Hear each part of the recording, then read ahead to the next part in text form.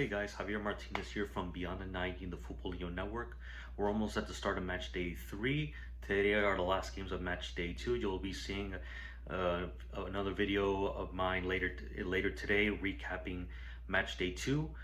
But today I want to take this opportunity to kind of talk about, I don't really talk about the teams in the tournament so far. I want to really take this opportunity to talk about the officiating, the rule changes that came into play at the start of this World Cup.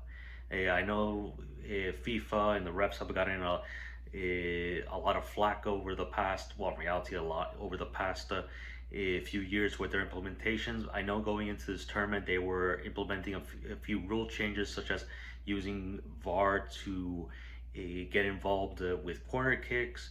The whole issue with players covering their mouth, as we saw the other day with Miguel Almiron being sent off. I'm trying to think and a few other.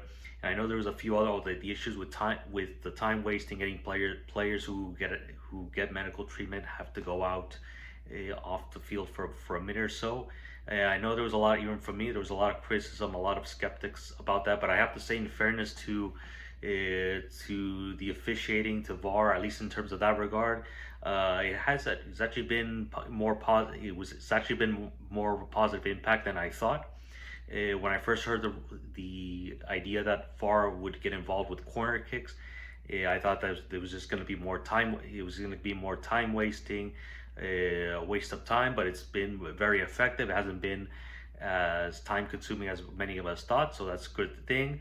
Personally, I don't understand why it has to be used only for if a corner kick is given by the referee. It should just be given in general. We saw there's been many moments where a goalkeeper has been given instead of a corner kick, but VAR can get involved. So that's one thing they have to change. The issue with players getting off the field, another thing that I think has also been brilliant by the referees, the fact that there's no more that players have to go off the field. It's been speeding up the game. You see referees are starting to gain a bit more control back, reminding the players that they have to be off the field if they go down. So that's another thing that I think they've gotten right in this instance. Personally, I'm liking it. I think it's helping to speed up the game a bit more. Players as aren't time wasting or going down as they used to back in the day. So hopefully that continues. I don't know if there's going to be any loopholes that we'll see coaches and players taking advantage of. I think they also need to figure something out with the goalkeepers, because they're the only ones so far who are getting away with it. But I think that's something that for future references, I heard this on Telemundo commentary, which isn't a bad idea. That a goalkeeper has to be attended. An on-field player has to go outside for a minute. So that. But like I said, I'm very pleased with that. It's been more effective than I thought. It hasn't been as time consuming as I thought it would have been. Now, apart from that, we're still seeing the same issues that we've seen over and over with VAR and the officiating as well. We just saw it yesterday with the one example yesterday being the Norway-Senegal game, where one of the Norwegian players clearly fouled the Senegal player. It was clearly a penalty, and yet they didn't even go to VAR to check it. The referee on the field didn't call it, and they didn't even bother to go to VAR to check it. Obviously, not as bad as it's still not as bad as the one they missed the other day with Argentina and Messi not being sent off. That's a whole different story. So that's something. This is just the continuing issues that we're having with the officiating and VAR. I will say also the semi-automatic offside, something I'm liking as well, although I'm struggling to understand how it fully works, because from what they said it would be almost not instantaneously, but it would work. It would pretty much work just a few seconds after the play has gone on. But as we saw the other day with the Argentina-Algeria game, there's been a few games as well where the player scores. The players are celebrating. Then after a minute, the play gets called back because of offside. So that's one thing that's still a little bit confusing for me.